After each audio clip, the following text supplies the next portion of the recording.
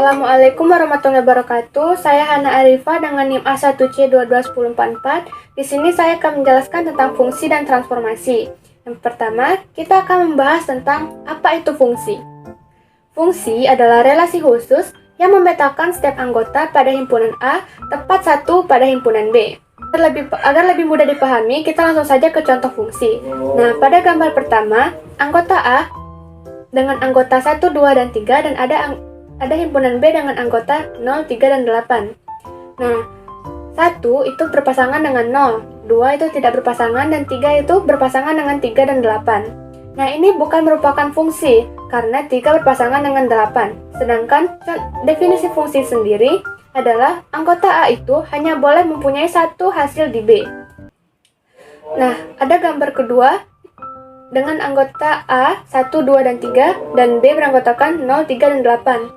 Nah, A berpasangan dengan 3, 2 berpasangan dengan 8, dan 3 berpasangan dengan 0. Nah, ini merupakan fungsi karena anggota A itu hanya mempunyai satu pasangan di B. Nah, berikut ini adalah bukan fungsi. Contohnya, Putri itu hobi berenang, Sela hobi berenang dan juga menggambar, Bayu hobi bola, dan Anggi hobi bersepeda. Nah, ini bukan merupakan fungsi karena Sela mempunyai dua pasangan di B, yaitu Sela suka berenang dan menggambar. Nah, contoh fungsi berikutnya adalah A1 berpasangan dengan B1, A2 berpasangan dengan B1, A3 berpasangan dengan B3, A4 berpasangan dengan B4. Nah, ini merupakan fungsi karena A mempunyai satu pasangan di B. Walaupun A1 dan A2 mempunyai hasil yang sama yaitu B1, namun ini juga bisa dikatakan fungsi karena tidak ada anggota A yang mempunyai dua pasangan di B. Nah, berikut ini macam-macam fungsi. Yang pertama ada fungsi surjektif, fungsi injektif, dan fungsi bijektif.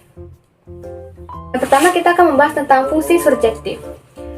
Fungsi T, V, memetakan V dikatakan surjektif jika untuk setiap B anggota V terdapat A anggota V, sehingga berlaku transformasi A sama dengan B.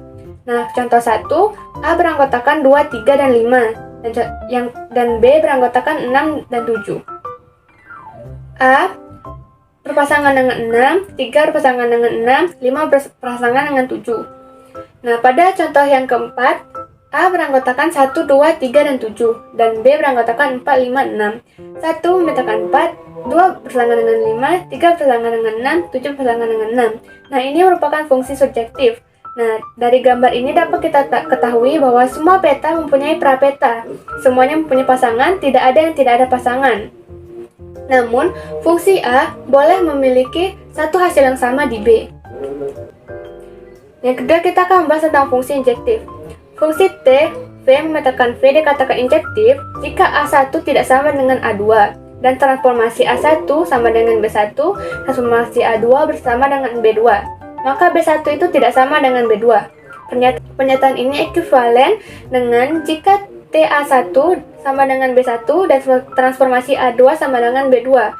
Dengan begitu, B1 sama dengan B2, nah maka A1 juga sama dengan A2. Nah, berikut ini adalah contohnya. A beranggotakan A, B, C, D, dan B beranggotakan E, F, G, H. Nah, anggota himpunan di A itu hanya mempunyai satu pasangan anggota di B. Langsung saja kita ke contoh 3, yaitu E dan F. E beranggotakan A, B, C, D, dan F beranggotakan E, F, G, H.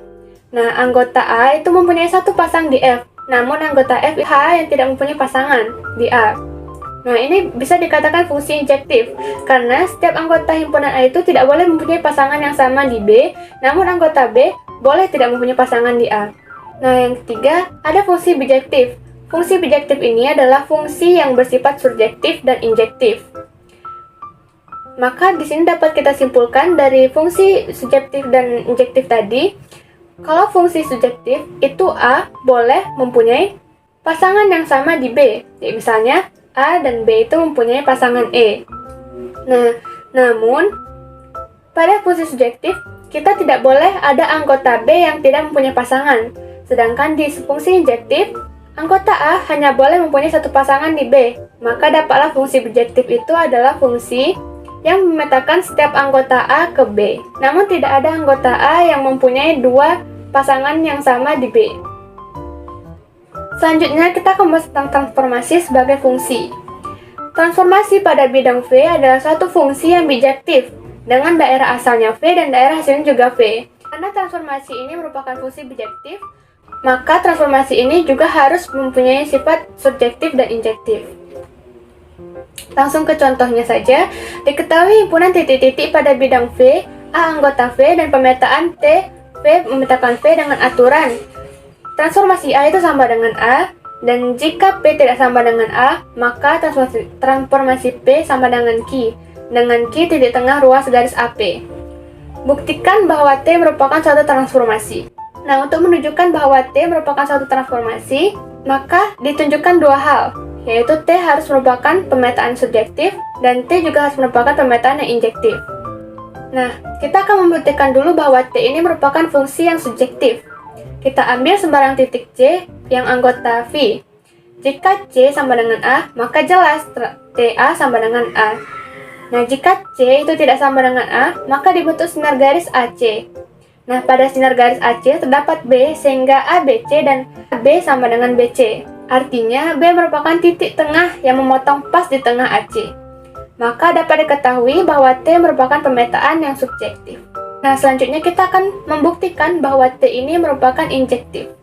Kita ambil sembarang dua titik, misalnya E dan F, anggota V, dengan E tidak sama dengan F. Kemudian dibuat ruas garis AE dan AF.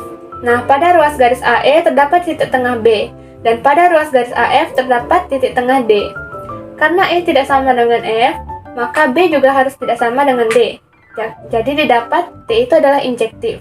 Nah, dari beberapa bukti tadi, karena terbukti T merupakan fungsi subjektif dan injektif, atau dapat kita simpulkan bahwa T merupakan fungsi yang bijektif, maka T adalah suatu transformasi. Nah, sekian penjelasan dari saya. Saya akhiri dengan wassalamualaikum warahmatullahi wabarakatuh.